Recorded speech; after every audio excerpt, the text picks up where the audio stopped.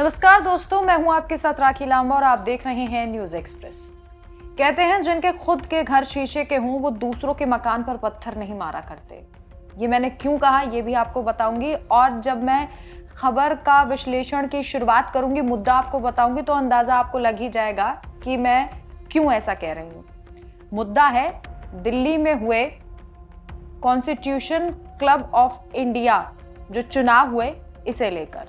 जब ये चुनाव हुए तो बीजेपी में फूट देखी गई, जबकि बीजेपी ये कहती है कि भाई कांग्रेस वालों की आपस में नहीं बनती है और कांग्रेस पार्टी में आपस में ही मतभेद है। अभी वोट चोरी को लेकर जिस तरीके से कर्नाटक सरकार के मंत्री को इस्तीफा देना पड़ा, के.एन. राजन्ना को, उसके बाद ये कहा जाने लगा कि देखिए भाई कांग्रेस में फूट है, कांग्रेस में जो बोलता है उसको इस्तीफा देने पर मजबूर कर दिया जाता है। लेकिन अब बीजेपी में क्या हो रहा है एक पद को लेकर, वो आप बहुत ध्यान से सुनिएगा, क्योंकि बहुत सारी चीजें ऐसी हैं जो स्पष्ट नहीं हो पाती। बीजेपी जिन्हें पटल पर नहीं रखता, ये नहीं दिखाता कि कुनबे में कितने आपस में कलेश हैं, और खुद ये जो सीधे तौर पर कभी नहीं पता चलता है कि बीजेपी में इस तरीके से लड़ाई हो रही है।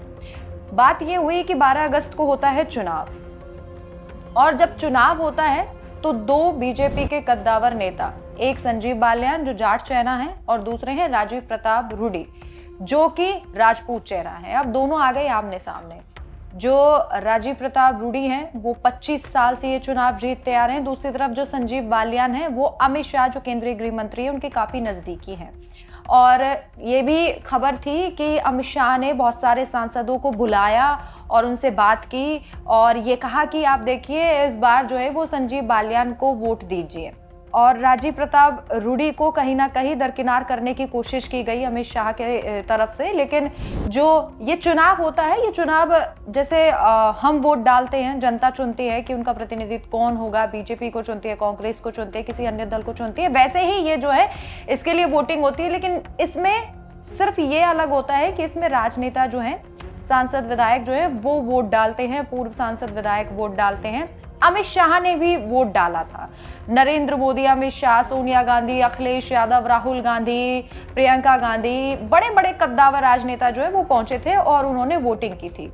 अब राजीव प्रताप रूडी जो है वो पायलट रह चुके हैं, केंद्रीय मंत्री रह चुके हैं, सांसद, विधायक, छात्र राजनीति से उनकी शुरुआत हुई, और जिस तरीके से वो शानदार पायलट हैं तो जो विमान है उनके साथ साथ उनको पता है कि राजनीति का विमान भी कैसे उड़ाया जाता है, और शायद इसी वजह से काफी लोग उन्हें पसंद भी करते हैं। मतलब एक ऐसे राजनेता हैं जिन्हें सत्ता पक्ष के साथ साथ विपक्ष के लोग भी काफी ज्यादा पसंद करते हैं, और यही कारण रहा कि जब वोटिंग हुई तो राजीव प्रताप रूडी जो है वो जीत गए। और इससे पहले भी मैं आपको बता दूं कि राजीव प्रताप रूडी जब 25 साल से जीतते आ रहे हैं, उसका कारण यही है कि विपक्ष के नेता जो है वो उनकी सादगी को, सरलता को काफी ज्यादा पसंद करते हैं।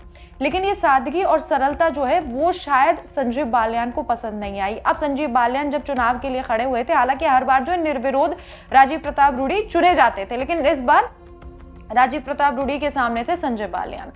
संजय बालियान को लेकर जो है बीजेपी यानी कि अमित शाह काफी सतर्क थे कि देखिए अब संजीव बालियान को जिताए, जाट चेहरा है, बहुत सारी चीजें, हरियाणा में भी शायद, हरियाणा और यूपी में इसका असर पड़ेगा।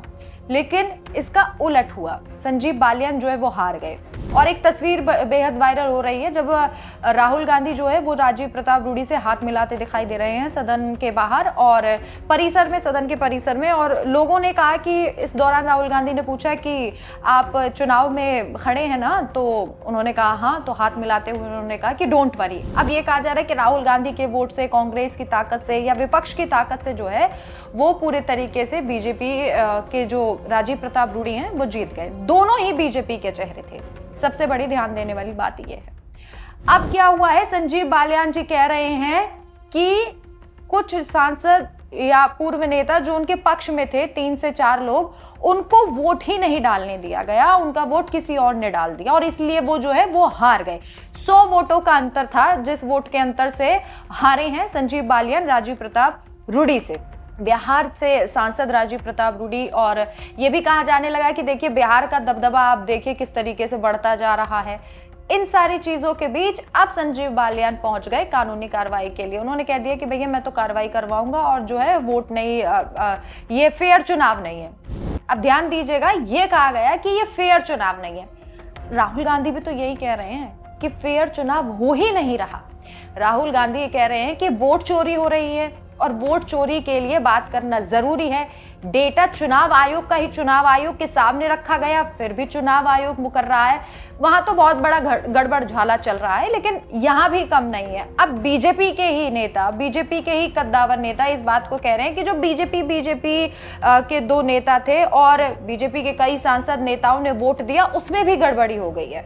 यानी कि 3-4 वोट जो है वो किधर चले गए, बीजेपी की तरफ ही चले गए। इस बात से संजीव बालियान को अब नाराजगी हो गई। तो वो लोकसभा स्पीकर हैं ओम बिरला, उनके पास शिकायत दर्ज की, भैया कि ऐसे ऐसे मेरे साथ गलत चीज हुई है और आप देखिए मैं तो कानूनी कार्रवाई की ओर जा रहा हूं। अब इस बात को आप समझिए कि बीजेपी में किस तरीके से कलेश होगा और ये कलेश अमित शाह को कैसे इफेक्ट करेगा। अमित शाह केंद्रीय गृह मंत्री हैं, संजीव बालियान के खास हैं निशिकांत दुबे। नाम तो आपने सुना होगा, काफी चर्चित हैं। उन्होंने एक बार ये कहा था जब चुनाव से पहले कि ये जो क्लब है, कॉन्स्टिट्यूशन क्लब है, ये किसी पायलट का नहीं है, ये सांसदों और पूर्व सांसदों का है। तो वहां से ही तीखी बहस शुरू हो गई कि भैया देखिए बीजेपी में आपस में नहीं बन रही है। राजीव प्रताप रूडी से जुड़े ऐसे कई किस्से हैं जो ये बताते हैं कि वो काफी सादा जीवन व्यतीत करते हैं। जैसे जब वो कॉलेज के दिनों में राजनीति में उन्होंने एंट्री ली तो पंजाब यूनिवर्सिटी से लेकर चंडीगढ़ में उन्होंने बहुत बड़े बड़े पदों पे रहकर छात्रों के लिए काम किया। तो एक बार वो भाषण देने के लिए मंच पे जा रहे थे तो उनके पास हमेशा एक फटी नोटबुक जो है वो रहती थी और उसको रबड़ बैंड से राजीव प्रताप रूडी बांधे हुए रखते थे। तो जब वो मंच पे पहुंचे, उन्होंने भाषण देना शुरू किया तो जो वहां युवा मौजूद थे उनमें से किसी ने एक ने टिप्पणी की, मजाकिया अंदाज में कहा कि सर आपके पास तो जो है ये फटी नोटबुक है, इसमें ऐसा क्या है, मजाकिया अंदाज में। तो राजीव प्रताप रूडी ने कहा कि इस नोटबुक में मेरे दोस्तों की आवाज है। उसमें सब कुछ जो है राजीव प्रताप रूडी नोट करके रखते थे। कोई भी ऐसी बात, कोई भी ऐसा किस्सा या फिर कोई राजनीति से जुड़ी हुई जानकारी, किसी भी चीज से जुड़ी हुई जानकारी वो उस नोटबुक में रखते थे। अपने भाषण भी वो उसी नोटबुक में लिखते थे। ये किस्सा उन्होंने खुद भी बताया है। और इसके अलावा उनकी सादगी का एक और उदाहरण है, जब वो बिहार चुनाव में जीते थे, उसके बाद जब जा रहे थे अपने क्षेत्र में तो वहां साइकिल से वो गए। कारण ये था कि वहां सड़कें खराब हो गई थी और कीचड़ बहुत ज्यादा था। तो उन्होंने जब वहां के हालात देखे तो लोग भी उनसे मिलने के लिए आए। तो उन्होंने बताया वो साइकिल से देखकर सब हैरान हो गए कि इतने बड़े नेता साइकिल पे कैसे। तब उन्होंने बताया कि मैं आप लोगों के बीच हूं। और ये तमाम वो छोटी छोटी चीजें हैं जो राजीव प्रताप रूडी को संजीव बालियान से बहुत अलग बनाती हैं। शायद यही तमाम तारीफें जो उनकी होती हैं, इसी वजह से विपक्ष के नेता भी उनका सम्मान करते हैं। अब पेच यही फंसा हुआ है कि संजीव बालियान जी कह रहे हैं कि मैं कार्रवाई करूंगा। अब आपको एक बार ग्राफिक्स के जरिए मैं ये समझाती हूँ कि जो वोटिंग हुई उसमें किस तरीके से धांधली की बात जो है वो कही जा रही है। संजीव बालियान ने मतगणना प्रक्रिया पर सवाल उठाते हुए 3 वोटों में हेराफेरी का आरोप लगाया। उनके मुताबिक पूर्व सांसद विजेंद्र सिंह और बीएसपी के पूर्व सांसद राजाराम के वोट किसी और ने डाल दिए, जिन्हें बाद में टेंडर वोट के रूप में रखा गया, जो केवल टाई की स्थिति में गिने जाते हैं। इसके अलावा बीजेपी सांसद सौमित्र खान को वोट देने से रोका गया क्योंकि उनका वोट कथित तौर पर पहले ही पोस्टल बैलेट से डाल दिया गया था, जिन्हें खारिज कर दिया गया। चुनाव में कुल 669 बैलेट पेपर और 38 पोस्टल बैलेट पेपर वोट डाले गए, लेकिन शुरुआत में गलत गिनती 629 बैलेट पेपर की घोषणा के बाद सुधार करके बताया गया कि 669 का ये आंकड़ा है। इस गलती ने दोनों पक्षों के बीच तीखी बहस जो है वो शुरू हो गई। 14 बैलेट पेपर और 1 पोस्टल बैलेट की गलतियों के कारण रद्द कर दिया गया, जिसने विवाद को और हवा दी। संजीव बालियान ने लोकसभा स्पीकर ओम बिरला, जो क्लब के पदेन अध्यक्ष भी हैं, इस मामले की जांच की मांग की है और कानूनी कार्रवाई की चेतावनी दी है। अब आप ध्यान दीजिएगा, ये चेतावनी उन्होंने बीजेपी के ही राजीव प्रताप रूडी को दी है। हालांकि जब से चुनाव शुरू होने की बातें चल रही थी तभी से देखा जा रहा था कि दोनों धड़ों की आपस में नहीं बन रही है।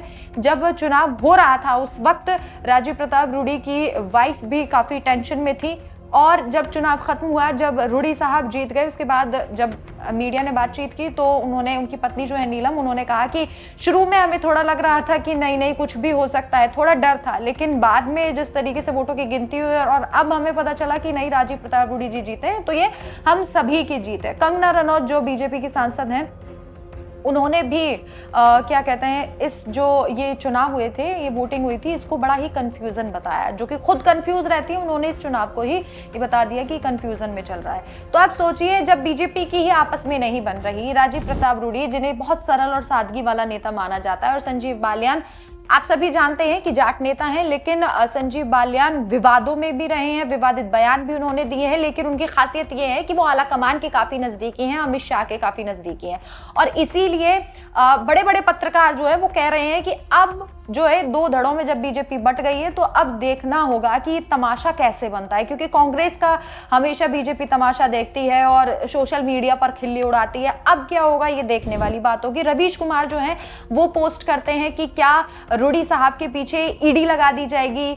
अब लोगों को समझ में नहीं आ रहा कि ऐसा क्यों अमित शाह ने उन्होंने अमित शाह के लिए कहा रवीश कुमार ने। तो रवीश कुमार ने इस संदर्भ में कहा कि अगर अमित शाह जो है वो संजीव बालियान एक साथ दोनों हैं और रूडी साहब जीत गए, तो अब रूडी साहब पर शिकंजा कसा जाएगा और उनके पीछे जो है वो लगा दी जाएगी ईडी, उनको दबाने के लिए, क्योंकि विपक्ष के कई नेताओं के पीछे ईडी और सीबीआई लगा दी गई।